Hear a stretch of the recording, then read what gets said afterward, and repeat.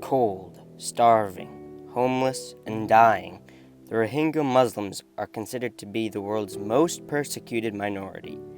Based out of Myanmar, a small country in Southeast Asia, also known as Burma, the Rohingya are a group of Muslims who are inarguably victimized by their government and oppressed by their own country's people and surrounding nations.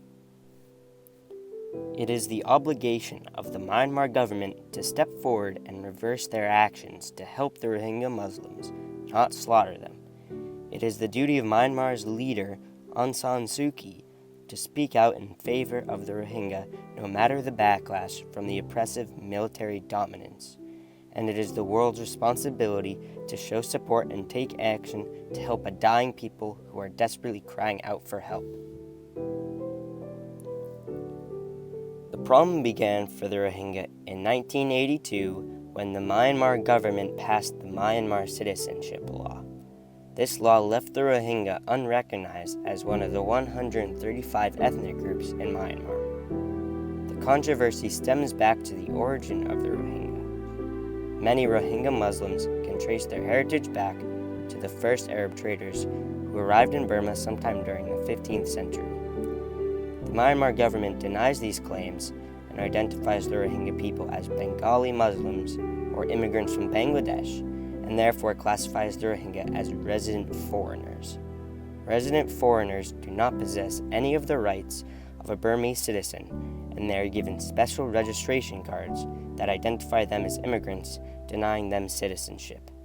These cards limit the jobs and education the Rohingya are able to obtain, such as jobs involving politics, law, and health.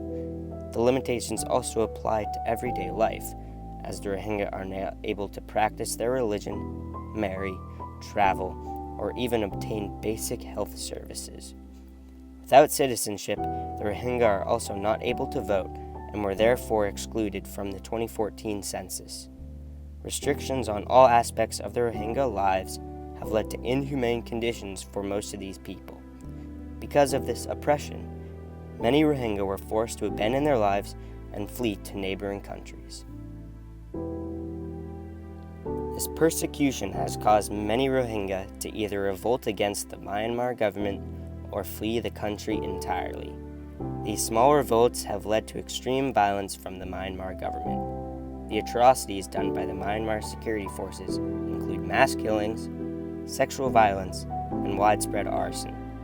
The Rakhine state of Burma is where the Rohingya reside and is the location of most of the ruthless attacks against these people. One of the first major attacks on the Rohingya people occurred between August 25th and September 24th of 2017. This map shows the location of large fires in this region during this time as picked up by NASA satellites. There are many ex-villages, such as those near Mungdao and Thay Chang Pai Su, that have been completely burned down and destroyed. The Burmese government claimed to have emptied 176 villages by the end of that September. Nearly 600,000 Rohingya have fled the destruction of their homes and persecution for neighboring Bangladesh. During this period, it is estimated that 6,700 Rohingya were killed, 750 of which were children under the age of 5. The Burmese government denies these statistics, claiming that only 400 Rohingya were killed, 376 of them as suspected terrorists. The Myanmar security forces continue to deny that their forces commit abuse during the operations, even though the claims are contradicted by extensive evidence and witness accounts. Against all evidence, Myanmar's military says it's fighting Rohingya terrorists and denies targeting civilians. Despite all of the hate towards the Rohingya from the citizens of Myanmar, the main issue for the Rohingya lie in the fact that their main prosecutor is their own country's government. After gaining independence from Britain in 1953, Myanmar was a military-controlled country. In 1990, Aung San Suu Kyi's National League for Democracy won their first major victory, but it wasn't until 2015 when the government shifted to a partial democracy. Even though Aung San Suu Kyi won the open election In 2015, the military still held most of the power and determined the outcome of reforms and constitutional changes by holding 25% of the parliament seats. Aung San Suu Kyi won the Nobel Peace Prize in 1991 for her outstanding work peacefully protesting for democracy and free elections for Myanmar. She is known internationally for her peaceful nature and social equality. Because of this positive stigma, most people believe that the new government would create a positive development between the Rohingya and the country. However, many outbreaks of violence have curbed this optimism. Aung San Suu Kyi has denied that ethnic cleansing is taking place and dismissed all international criticism of her handling of the crisis. She has openly accused critics of fueling resentment between Buddhists and Muslims in the country. Because of lack of recognition and role in the Rohingya crisis, Aung San Suu Kyi's reputation as a good leader has been tarnished. She has faced criticism because she is thought to be ignoring the Rohingya crisis and disregarding their abuse and persecution. On September 19, 2017, Aung San Suu Kyi delivered a speech where she denied that Myanmar's military used an act of ethnic cleansing in Rakhine. She defended the military, saying that the violent attacks were targeted towards a Rohingya militant group called the Arakan Rohingya Salvation Army. She claims that this group was responsible for acts of terrorism and needed to be investigated. In her speech, she said that the attacks in Rakhine were to achieve peace and stability in the newly created democracy.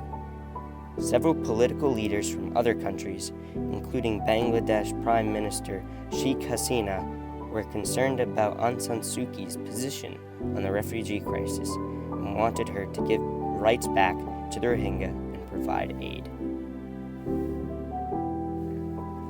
In order for the Rohingya Muslim crisis to be solved, Aung San Suu Kyi needs to change her political views and focus on her moral views instead. She needs to recognize that she is denying the Rohingyas natural rights and there should be change implemented.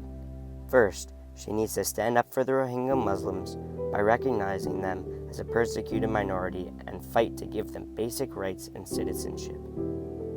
Aung San Suu Kyi has to show her leadership in the government and establish a moral standpoint on the disaster. Furthermore, she should address the situation at Rakhine again, discussing how the acts against the Rohingya are cruel, unjust, and immoral. The treatment against the Rohingya Muslims is unforgivable and a violation of basic human rights, and the Burmese government should be condemned for their current actions against the Rohingya. The government is inciting violence against the Rohingya, and it is unacceptable to violate these rights in this manner. Aung San Suu Kyi needs to admit that the attacks against the Rohingya in Rakhine were an act of ethnic cleansing instead of making false accusations against a militia group that had been accused of terrorism. Even though her reputation has declined because the Rohingya crisis has yet to be dealt with, she still is widely liked by the Myanmar community. Once she makes the decision to support the Rohingya, it is likely that the citizens of Myanmar will support her and join the cause to help the refugees. The success of stopping the inhumane acts on the Rohingya depends on Aung San Suu Kyi's commitment and devotion to the task. The government should enact laws to give the Rohingya Muslims rights and citizenship. Instead of persecuting the Rohingya, they should provide support by setting up shelters and refugee camps to house and feed those who are cold and on the verge of starvation. Other surrounding countries should also do the same and promote the Rohingya to take refuge in their country.